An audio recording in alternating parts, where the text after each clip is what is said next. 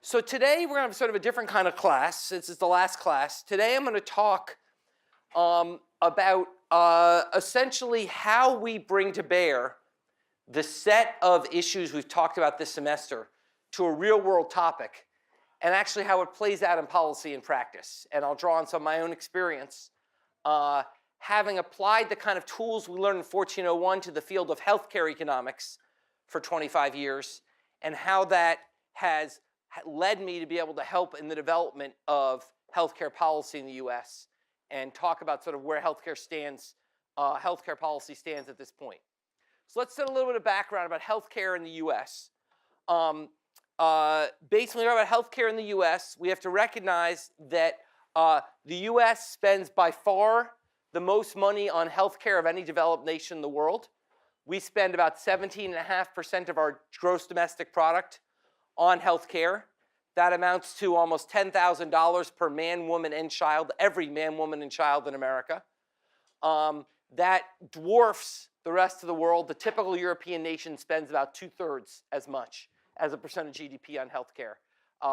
England spends less than half as much on healthcare. So basically, we spend a lot on healthcare as a share of our economy. What do we get for it? Well, the evidence here, the first fact is clear. The evidence that we get for it is a little bit mixed. So if you look at the typical thing on the web, you know, US healthcare is terrible, our money's wasted, you'll see that on things like infant mortality, we rate like 20th in the world, or life expectancy, we're like 20th in the world. So by those metrics, we don't do very well. But in fact, those metrics are misleading because we have the most unequal healthcare system in the world. So the right way to think about it is to think about the haves and the have-nots. The haves, which is us, and most people in America, people who are well insured in the system, actually get probably the best healthcare in the world. Okay?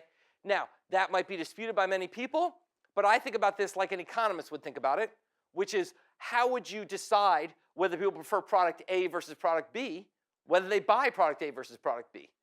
Every year, 1 million people come to the US to get treated for their healthcare problems. No one leaves. No one's going to England for surgery. No one's flying from the US to England for surgery. They're coming here. If you're in the system, we have the best healthcare in the world. Unfortunately, if you're out of the system, we have some of the worst healthcare in the world. So a white baby born in America today, there's roughly a slightly more than 0.5% chance the baby will die in their first year. That's comparable to Northern Europe. If you look at a black baby born in the US, the odds they die in the first year are about twice that, which is worse than Barbados. So the problem in the US is not that our outcomes are bad. The problem is they're very unequal. Okay? That we're spending all this money. We're delivering good, but not exceptional outcomes for people in the system, and bad outcomes for people out of the system. So clearly we're not getting a lot of value. It's not like we deliver exceptionally good outcomes for people in the system. We're slightly better, despite spending a lot more, and we're worse for many Americans who are left out of the system. So that's sort of the setup of where we are, which is really have two fundamental problems in healthcare in the US. Our spending is too high, and our access is too unequal. Okay, now, so I want to focus today's lecture on those two aspects and think about how can we bring the kind of lessons we've learned in this course to thinking about addressing those problems. So I'm going to focus on the access problem and the cost problem. Let's start with the access problem. Now, in America, before 2010, we had about, or before 2014, we had about 50 million uninsured Americans. 50 million people who did not have health insurance in the US. We're the only nation in the world, only developed nation in the world, with significant uninsured population. Now, the fact that 50 million people are uninsured, is that a problem? On its face, if I just said, here's a fact, 50 million people in America don't have health insurance.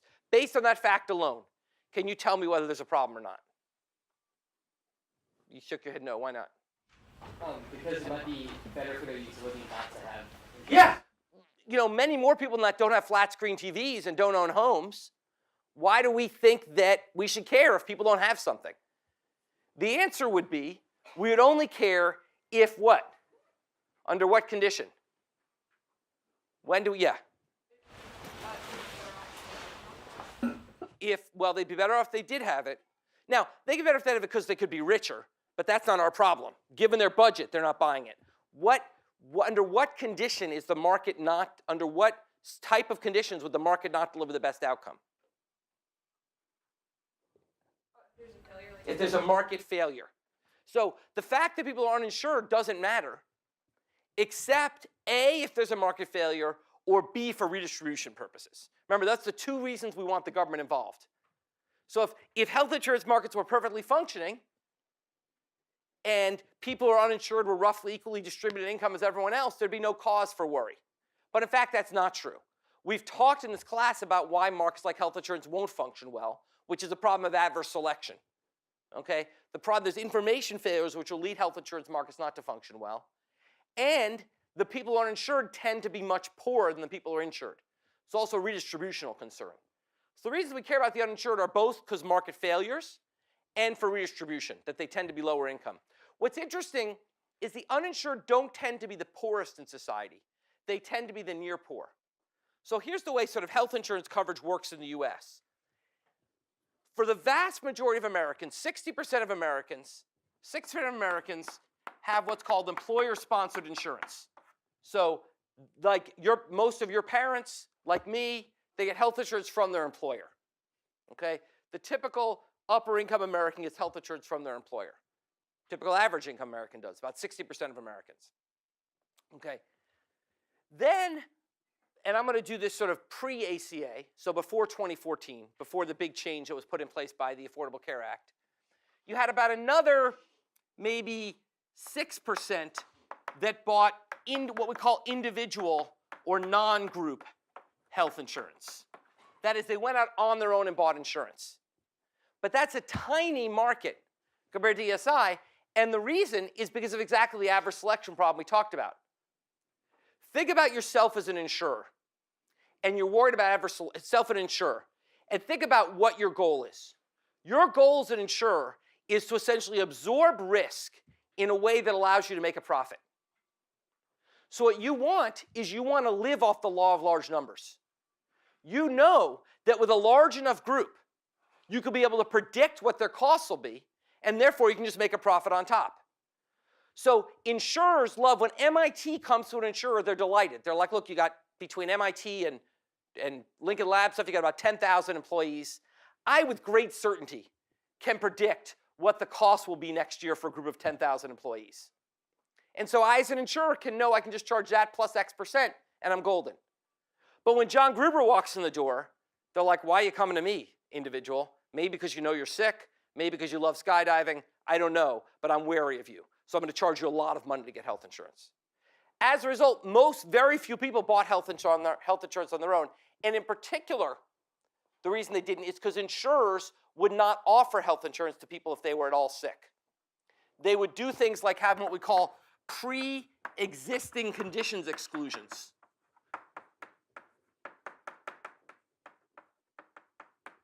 These were features of insurance contracts which said, look, you walked in the door, John, and you want health insurance, but I know in the past you've had cancer or asthma or knee surgery. I'm going to tell you, I'm going to insure you, but not for any expenses that might arise from recurrence of those past injuries. So you had cancer in the past, anything that comes up in the future because you had cancer, I'm not going to cover. Anything that comes in the future because you had knee surgery, I'm not going to cover. Anything that comes in the future because you had asthma, I'm not going to cover it. So I'm going to give you essentially partial insurance. There's going to be a market failure. I'm going to insure you, but only for part of what you need. Okay? Alternatively, they could use pre-existing condition exclusions. They could use what was called medical underwriting, which was basically saying, okay, John, come in, I'm going to give you an exam, and if you look sick, I'm going to deny you insurance. Or if you look sick, I'm going to charge you 100 times more than someone else. So these were not illegal or even immoral. These were just ways insurers came up with to try to deal with the adverse selection problem. As a result, this was a market that did not function very well. Question about that? No, totally legal in every state, virtually every state. Totally legal. And not immoral. I mean, this is just they're maximizing their profits. Because what companies do. And the point is that when they did this, what this meant was if you did not have employer-sponsored insurance, or insurance from the government, which I'll come to next, then you were subject to the fact that if you got sick, you might not be able to get insurance, which is sort of weird. Insurance is supposed to cover if you were sick. But in fact, if you were sick, you might not be able to get it. Okay? So that was the fundamental market failure we had here through adverse selection.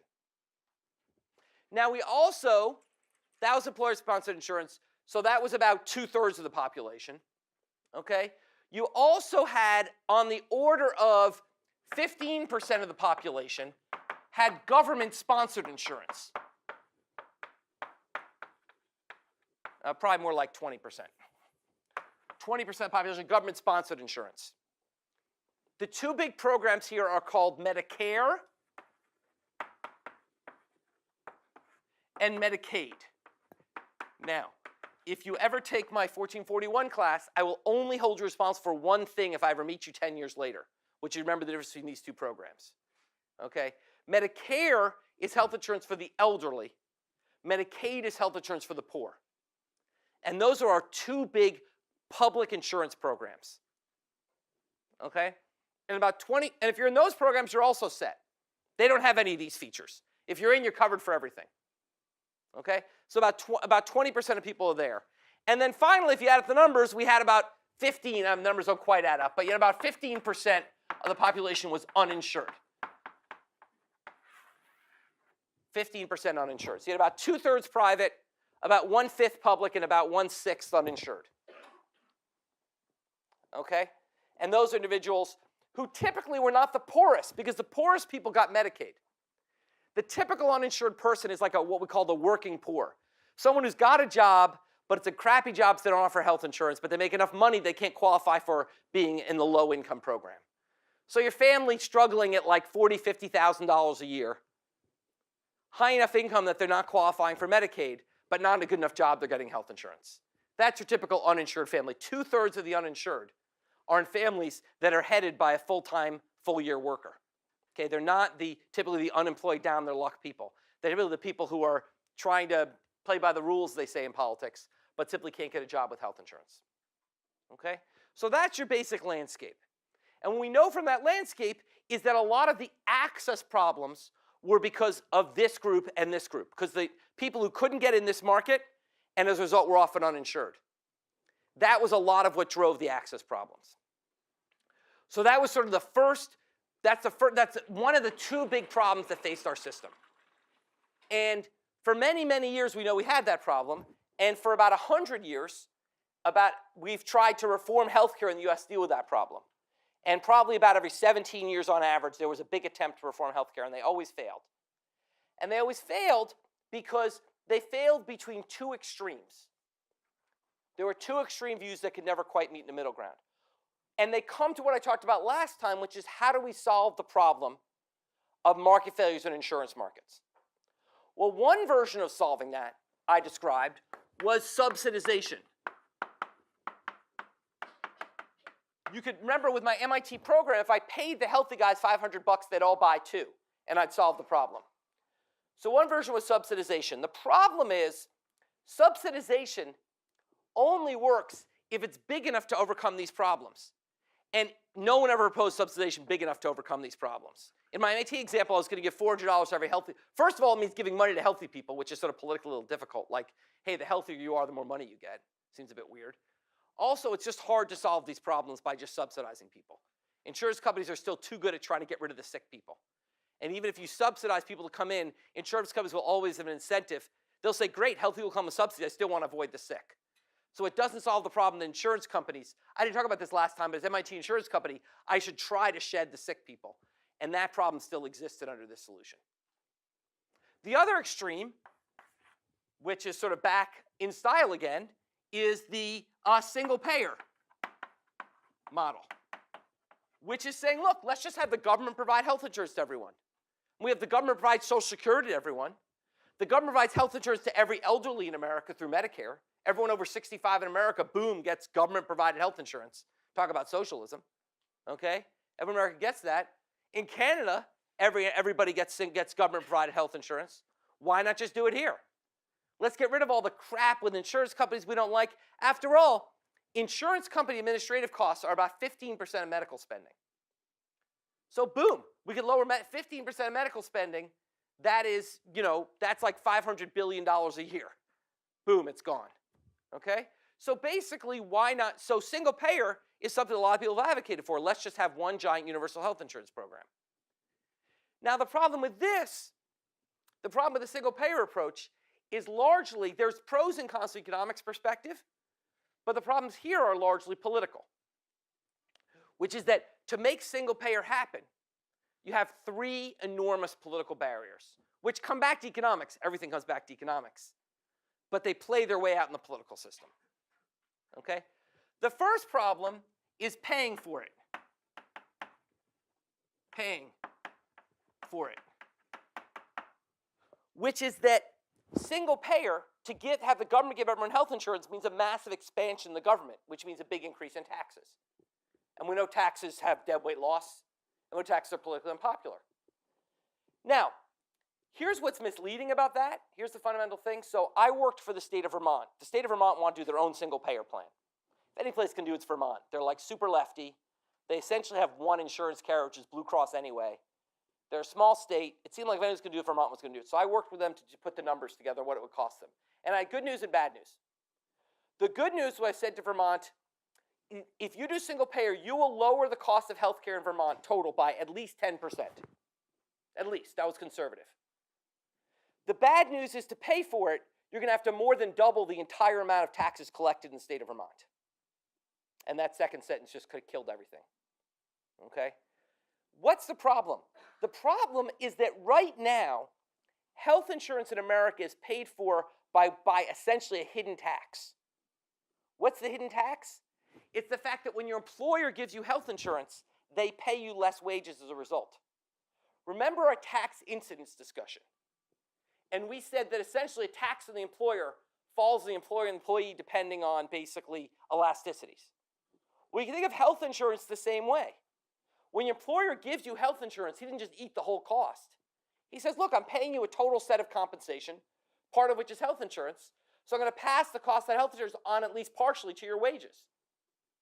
That's essentially a hidden tax. So at MIT, right now, I have a health insurance plan through MIT, which costs about $18,000 a year for my family. I pay about $6,000 a year out of my paycheck. MIT pays $12,000. But the truth is, MIT pays me $12,000 less. They don't just give me that health insurance out of the goodness of their heart. They take it out of my wages, or at least partially out of my wages. That's essentially a hidden tax that Americans pay every year to finance health insurance. If we went to single payer, that hidden tax would go away. I would get a $12,000 raise. That's great. But I'd also face a high new taxation to pay for the government-sponsored plan. Now, given the total cost would fall, we should be able to net this out in a way that most people win.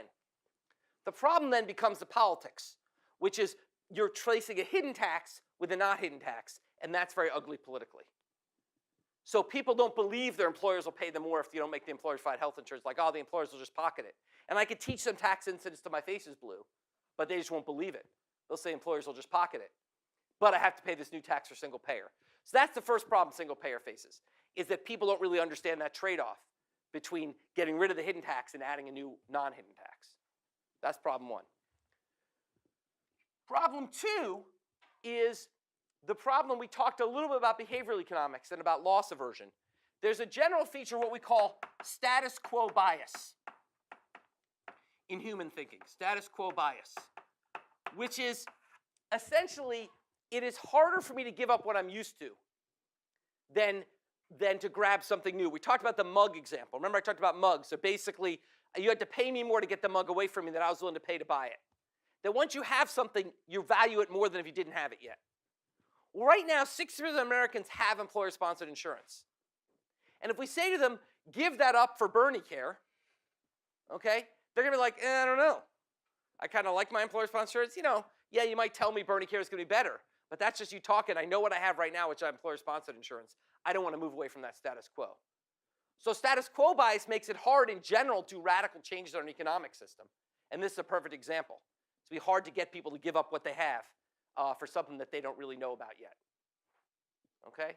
That's the second problem. The third problem is once again about money, but really beyond the scope of this course, which is the problem of the insurance companies and lobbying.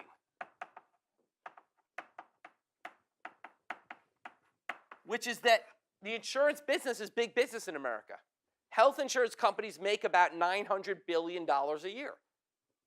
Okay? If you said to them, hey, health insurance companies, would you guys mind just giving up your $900 billion so we can have single-payer health care? They're not going to say, yeah, it's been a good run. Go for it. No, they're going to lobby and fight that because they want to keep their business. And that's going to be a pretty hard force to overcome. So single-payer has always struggled with dealing with these kinds of political problems. And that's why we've been stuck. We've been stuck between one alternative to subsidization, the other alternative, which is single-payer. Okay? And that's where economists came in the 2000s, folks like myself, to talk about a new alternative way to do it, okay, which was essentially to try to bring in some of the best features of these two approaches, okay? And the solution we proposed, so if you want to read more about this, I've actually written a comic book to explain it. It's a graphic novel, technically. It's called Healthcare Reform. It's like $9 on Amazon. And so I like to think of everything in terms of images. Now, I'm not going to draw one. I'm not going to try to draw anything. But the way I like to think about this is the solution we came up with, which we first pioneered here in Massachusetts and then brought to the whole country through the Affordable Care Act, is what we call a three-legged stool approach. Three-legged stool approach. Leg one is deal with this problem. Deal with the insurance discrimination problem. And so leg one is ban insurer discrimination. No more pre-existing conditions, no more medical underwriting. That is, if I walk in the door and you have offered anyone, you have to offer me health insurance at the average price for my age, and you have to offer it to me. So any 40-year-old who walks through the door wanting insurance, you have to sell to them, and you have to sell to them at a fixed 40-year-old price. You can't say you're sick, I'm not going to sell to you. Okay? So the first step is to ban insurer discrimination, to try to solve that problem. Now, the problem this raises is you have simply, if you do this alone, you've created a new problem, which is if you tell insurers they can't discriminate against the sick, you don't solve the adverse selection problem. You just make insurers go bankrupt. Okay? Now, here's the way I like to think of it. I'm sure none of you have ever gambled on sports. But if you had gambled on sports, you might know the way sports gambling works is that there's a guy in the middle called the bookie, and the bookie's goal is to get exactly the same number of bets on either team. So they take no risk and just make their profits off the top. So what bookies do is they set point spreads. So the Patriots played the Dolphins this past weekend. I am sadly a Dolphins fan. Okay, Patriots played the Dolphins. The point spread was something like, does anyone know what the spread was in the Patriots game? I think it was like 8 points. So that spread was chosen. The Patriots were favored by 8. What that meant was your bet was either the Patriots win by 8 or more, or the Dolphins win, or the Patriots win by 8 or by less than 8. So one side is Patriots win by 8 or more, one side is Patriots win by less than 8, or Dolphins win. And the reason you have that biased thing is because people think the Patriots are better. They are better. And as a result, you want to get, if you set an even bet, Patriots win, Dolphins win, everyone would bet on the Patriots. You'd lose money. So you want an equal distribution of risks. So what you want is you want to set the point spread so the distribution of risk is equal. Then having done that, you just make your money off the top. Now imagine I passed a law which said all sports books have to reopen at halftime and make the same bets available they made before the game started. Well, for those of you who watched the exciting game this weekend, you realize at halftime it became pretty obvious the Patriots weren't going to win by 8. That it was a lot closer game than people thought. So to reopen that, a bunch of people would suddenly bet against the Patriots. The Patriots ended up losing, and the insurers would have gone bankrupt. The bookie would have gone bankrupt. Okay? Insurers are just bookies. That's all they are. They just want a predictable distribution of risks. So if you tell them you have to offer health insurance to everyone for the same price, but only the sick are going to buy, they're going to lose money. So that's why we need the second leg of the stool, which I talked about last time, which was the individual mandate. The individual mandate, which is to say, okay, insurers, if you offer health insurance to everyone at a fair price, we will, as our part of the deal, make sure everyone buys health insurance. So when the 40-year-old walks into your office wanting insurance, you can know it's not because they're sick, it's just because they have to. So we say to insurers, you price insurance fairly, and in return, we'll make sure you get the fair distribution of risk. So you say to me, my MIT insurance, you price insurance at $1,500 and don't try to keep out the sick. I'll make sure everyone buys so you make your $100 profit. So that's the mandate, was essentially trying to bring was trying to get rid of discrimination by bringing in the entire pool of people so insurers could fairly price. The problem with that is you can't mandate something people can't afford. Okay? So in Massachusetts, where we're creating this plan in the mid-2000s, a typical family health insurance policy was about $12,000 a year. The poverty line for a family was $22,000 a year. We couldn't exactly mandate people spend 55% of their income on health insurance. That was not really feasible. So the third leg of the stool we came up with is subsidies to make health insurance affordable. Saying if you're low income, we will offset the cost of your insurance, just like the subsidy approach here. We'll offset the cost of your insurance to make it more affordable. We'll do it on an income-related basis so it doesn't cost so much. So we don't have to pay for everyone's insurance like single payer. Remember, single payer is essentially taking someone like me, who's happy with my insurance, swapping it out for a new government insurance. This is saying, no, if you're happy with insurance, stick with your insurance. But if you're low income and can't access the employer market, this gives you a new place to go. And that was the idea that became Romney Care, the plan here in Massachusetts, and eventually then became Obamacare or the Affordable Care Act. Okay? So this is essentially the idea of that plan. Now, did it work? Unambiguously, yes. Now, you won't find anyone more biased than me on this question, but I think if I've tried to teach you one thing in this class, it's that we need to rely on real facts wherever possible, and if not, we can turn to theory. But here we have a set of real facts that we can turn to, which is that essentially what we did in Massachusetts with this law is we covered about 2/3 of the uninsured population. At the federal level, we covered about 45% of the uninsured population. It was a lower number because the federal law did not apply to undocumented immigrants, which are about 1/4 of the uninsured. It's not an issue in Massachusetts, it's a big issue in other places. It's about 1/4 of the uninsured. So the federal law did not apply to undocumented immigrants. So as a result, the share cover was lower, but a large number got covered. Yeah? If there's an individual mandate, then how is there anyone who was left uninsured? Great question. So there are 3 reasons why people were left uninsured. The first reason was 1/4 of the uninsured were undocumented immigrants, and the law didn't apply to them. So right now, the upper bound was 75% just to start. The second reason is that the individual mandate contained exemptions to make it both a little more humane and, quite frankly, politically feasible. So if your income was below the poverty line, you were not subject to the individual mandate. And if you could not get insurance for less than 8% of your income, you're not subject to the individual mandate. So there are exemptions. And the third thing was the individual mandate was not like we're going to throw you in jail. It was a tax penalty. And many people decided they'd rather just pay the penalty than buy health insurance. So for those 3 reasons, a number of people did not get health insurance under the Affordable Care Act. Now, there's a bunch of interesting questions about should the mandate penalty be bigger? How should we handle that? There's a lot of, I could go for hours on this. But that's basically the structure of what we had. Okay? So basically, that worked. It didn't get us universal coverage. It wasn't as effective as single payer would have been, but it was the largest single insurance expansion in American history. And the evidence is clear. It brought many people into insurance. It improved people's use of health care and improved health. So basically, that was kind of the step forward on access. Now, the problem with this is it's only a step. There's still many uninsured, and this has been politically really challenging. Okay? Because these 2 answers are quite simple. Just give people money or just have single payer. This is super complicated. Okay, I talked about these in about 15 seconds each. This took 5 minutes to go through. Okay? And people thought it was just too complicated, didn't make sense. Lots of reasons. We can talk lots of reasons people didn't like it. So it's never really been as politically successful as people like myself who helped develop it would have hoped. And it's left a lot of people uninsured. So we haven't solved the access problem. We made a big step forward, but we haven't solved it.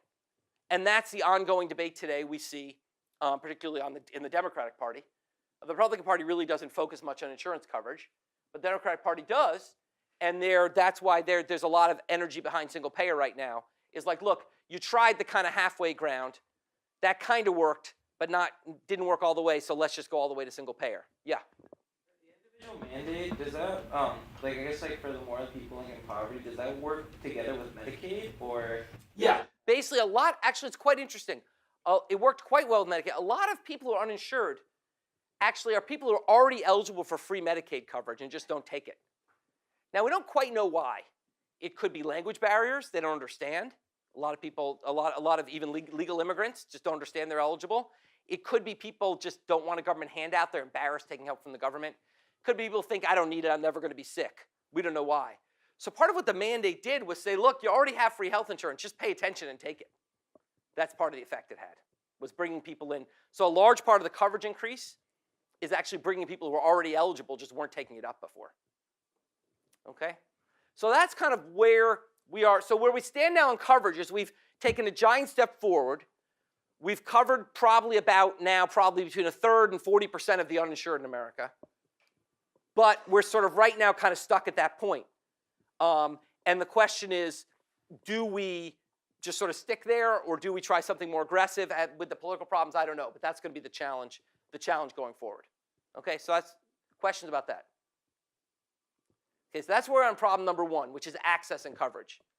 Now let's turn to problem number two, which is costs. Cost is way harder. What I just did was the easy part.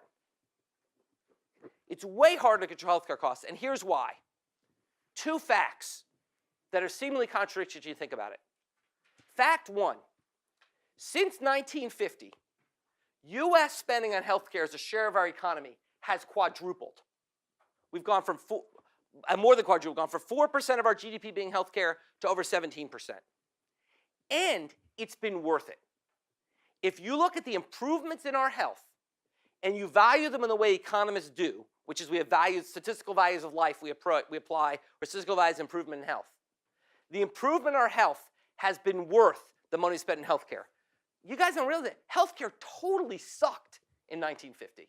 Okay, babies born in 1950 were 4 times as likely to die before they reached their first birthday. If you had a heart attack in 1950, you were 4 times likely to die within the first year.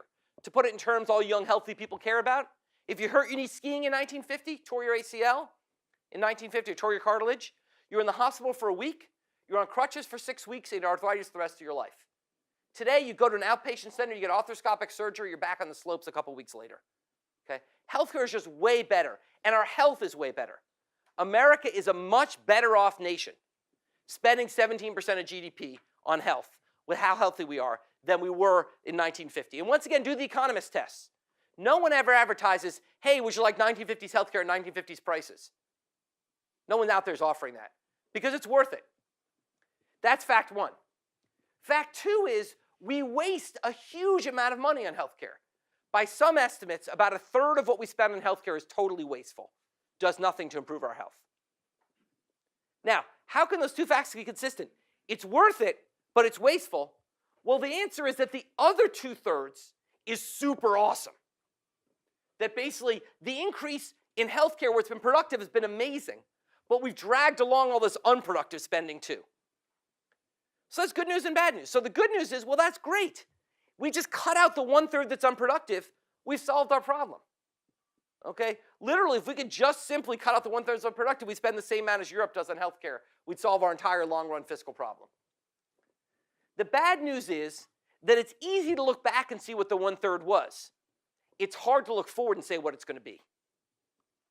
That healthcare comes with a huge amount of uncertainty about what's going to work and what's going to be worth it. And as a result, it is very hard to say, okay, fine, we'll cover this, we won't cover that. Because it's hard to know what's going to work and what's not. And so essentially, you're in this very difficult spot. So what are the that's the sort of fundamental trade-off that we face. So what are the potential solutions to this problem? So essentially, there's a couple of different solutions to the problem, okay? 2 different paths we can follow. Okay, path one is the regulatory path, which is basically the path that Europe follows. What Europe does is they just much, much more heavily regulate the delivery of healthcare. And they do that in 2 ways. One is they actually have regulations in some cases about what healthcare you can get. So for instance, England has the euphemistically named NICE, the National Institute for Comparative Effectiveness, which actually tells people they can't get some things. It literally rations. So for example, for many years, it's no longer true. In England, if you're over 75, you could not get a transplant. Said, look, we got a limited number of kidneys. You're going to die soon anyway. Let's give the kidney to a young person. Actually, kind of makes sense. Okay? The idea is, look, we have some limited number of kidneys. Why should it be determined by some random factor like when you got online? It should be determined by who gets the most value from the kidney. It's going to be someone who's 30, not someone who's 75. Okay? So one regulatory route is to literally have regulations like that. That's actually pretty rare. Most countries don't actually regulate in that way. Most countries kind of let you get what your doctor says you should get. There's 3 routes. So one route is sort of regulatory. The other route of regulate. So one route is sort of what we call sort of regulating, I don't want to call it access, sort of technological regulation, regulating which technology you can get. The second kind of regulation in Europe is supply regulation. So they basically don't let there be many doctors, and there are not many doctors in hospitals. So there are as many MRI machines in LA as there are in Canada. Okay? Basically just not many places to go get an MRI in Canada. So if you hurt your knee in the US, you go, you get an MRI like the next day. In Canada, you get it 6 weeks later. Okay? So the only way to control is to actually regulate the supply of medical care. Just give people less stuff they can use. And the third way to control, the third regulatory mechanism, and the most important, is price regulation. We are the only nation in the world which essentially lets the free market determine the price of healthcare services. Every other nation regulates the prices that people pay for their healthcare services. Now, the interesting question we have to ask is, why? Why does that make sense? Well, the answer would be that we think it would make sense if we think there's a fundamental market failure in the determination of healthcare prices. And in fact, it turns out there are numbers of market failures in the determination of healthcare prices. So one market failure, for example, is imperfect information. I don't know. I can't shop effectively. When I'm in the back of the ambulance dying from a heart attack, can't be like, you know, that hospital looks expensive. Take me over there. I want to shop there. You can't really shop. It's a hard market to shop. And if you could, prices aren't posted. You don't really know what it costs to get your heart attack treated in different places. So there's imperfect information. There's also imperfect competition, which is if you have your heart attack on Cape Cod, there's like one hospital, or Nantucket, which is an island with no way off but a ferry, there's like one place to go. There's one hospital. They have perfect monopoly. Okay? You can't get off the island. You're going to die otherwise. So there's imperfect competition. There's even imperfect competition where you think the competition might be perfect. So take Boston. There are so many hospitals in Boston you cannot literally fall down without hitting a hospital. Okay? Yet, there's an enormous dispersion in the prices hospitals charge. In particular, the very famous hospitals like Mass General Hospital charge multiples of what less famous hospitals charge, even though less famous hospitals are like really nearby. Why? Well, because they have essentially what we call a reputational monopoly. That even though they don't actually have a physical monopoly, people are like, I want to go to the MGH, they're the best, even if they're not necessarily the best. They just have this view of being the best. And they can charge higher prices as a result, even if their outcomes aren't necessarily better. In other markets, we think perfect information would allow us to get rid of these kinds of inefficiencies. It doesn't exist in healthcare. As a result, perfect competition simply does not work in healthcare price setting. And as a result, all other countries regulate healthcare prices. Indeed, not other countries, even the US who regulate healthcare prices. So the Medicare program has regulated prices. That covers millions of Americans. It's just for the non-government provided health insurance in the US, there's non-regulated prices. Okay? Now, I am not, despite my tone, saying that regulating prices is the answer. It's not clear. Regulating prices comes with a huge number of additional problems. Like we talked about when we talked about regulating monopolies, which is the government may not know the proper price to set. The government may do a terrible job. They may get lobbied. They may be corrupt. Indeed, in the US in the 1970s, virtually every state did regulate hospital prices. And every state went away from that because they thought the system was broken. So it's not like there's not like the European solution is an easy answer. That's why the other route that people have been pushing lately is a different route, which is the incentives route. Which is basically to say, look, we don't want to regulate supplier prices. What we're going to do is we're going to say, doctors and hospitals, you get together and form these units we call accountable care organizations, ACOs. This is a big innovation of the Affordable Care Act of Obamacare. Set up these ACOs. These are hospitals and doctors all get together to be basically like soup to nuts all the health care you need in one group. And we say to them, we are going to pay you one flat amount of money to care for John. And then within that, you decide what he gets, You decide what prices everybody pays and makes. You figure all that out. But we're going to give you a flat amount. In particular, that flat amount is not going to rise much. And that's how we're going to bring the cost of healthcare under control. We're going to basically, every ACO will get an amount. We'll get an amount that's a flat amount, and it just won't rise much. Okay? And that's how we'll bring healthcare costs under control. That has a number of wonderful features. First of all, it's much less evil sounding than things like not letting people have MRIs or regulating what prices. Okay? Second of all, there's much fewer regulatory tools. We just say, here's a flat amount we're giving you per person, and we're done. Okay? So that sounds great. The problem is we haven't been able to get it to work. And that's because it turns out doctors and hospitals aren't very good at figuring out how to set prices and set supply. They're just not, they don't know how to really figure this out. And the ACOs so far have not actually performed very well. They've not saved much money. So really we're stuck between a route which seems a lot easier, but we haven't really figured out how to make work, and a route which has worked all around the world, but seems politically nightmarish. And that's kind of where we are right now in terms of controlling costs. And that's the difficult spot we find ourselves in. But let me be clear. This is not like, oh, that's sort of interesting, John, I'll go home and forget about it now. This is the entire future. Okay? Healthcare costs are the key determinant of the entire fiscal future of the US. As I mentioned last lecture, the US is currently estimated about $75 trillion in deficit over the long run. 70 trillion of that is healthcare. Okay? Healthcare is the single determinant of the US fiscal balance in the long run. Literally, it's the single most important government problem facing, healthcare costs, the single most important government problem facing your generation, next generations. I like to say that all that matters when we think about the future is healthcare costs and global warming, because either way we're underwater.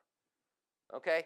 As those are the two big issues we have to face going forward. So this is a serious issue that your generation is going to have to struggle with, as you go on. So that's healthcare in the US in 40 minutes. So this class, you know, there's a famous skit from Saturday Night Live, which is what you remember 5 years after college. It's 5 minutes, and 3.5 minutes is spring break. Okay? I don't expect you to remember the formula for, you know, if you're not going on in economics, I don't expect you to remember the formula for, you know, deriving a cost function. Okay? What I expect you to get out of this class is an interest in economics, and I hope you'll go on. I sincerely hope that. And I'm available to anyone who wants to talk about the pros and cons of going on in economics. Obviously, I'm more pro, but I'm happy to talk about it. Okay? So always feel free to reach out about that. But B, even if you don't go on in economics, I want this to make you a more educated consumer of the newspaper. Okay? We are in an era, as I said in my very first lecture, where truth and facts and the scientific method are themselves under attack. And MIT is the last bastion of fighting this war. We are the place that explains the scientific method, that uses the scientific method, and we need to use the methods you've learned here to think intelligently, whatever your conclusions, but to think intelligently about these economics topics. And fundamentally, that means being annoying. And to illustrate that, I like to end with a joke, which some of you may have heard. Sorry, I apologize if you have. So the joke is a doctor, a priest, and an economist go golfing. They get on the golf course, and they hit the golf course, and they're behind someone going incredibly slowly. I don't know if many golfers among you, but the idea is if you're very slow, you're supposed to allow the people behind you to play through and get ahead of you. This person won't let anyone play through, and he's like 50 shots a hole. It's disgusting. Okay? And there's like 50 people lined up behind this guy. And these folks are so disgusted, they quit after 9 holes. They go back to the clubhouse. They're pounding their beers. They're like, what an asshole. I can't believe he wouldn't let us play through. It ruined our day. And so he comes up to them and says, excuse me, are you new to this club? And they said, yes, we are. He said, well, I could tell you're new to the club because if you weren't new, you would have known the person you're playing behind is blind. And actually, it's a miracle he can get the ball in the hole at all. And it's usually considered an honor to be in the same course as he is. And the person walks away, and there's like a deadly silence. And the people at the table are like, wow, I feel terrible. And the doctor goes, I feel terrible. I can't believe myself, a man of healing, would be so insulting towards someone who's blind. I'm going to dedicate a wing of my hospital to the blind. And turns to the priest. The priest says, I can't believe myself, a man of the cloth, a man who's supposed to care for the less able in society would do this. I'm going to set up a free soup kitchen for the blind. And they turn to the economist. The economist says, well, if he's blind, why doesn't he just play at night? And makes sense, right? And basically, the point is that the job of the economist is to sort of be annoying and look for the basic flaws in arguments, to understand them, to ask the difficult questions, but to have responsible answers. And that's what I hope you'll get out of this course and I hope you'll take forward with you. So thank you very much for sharing it with me, and good luck on the final.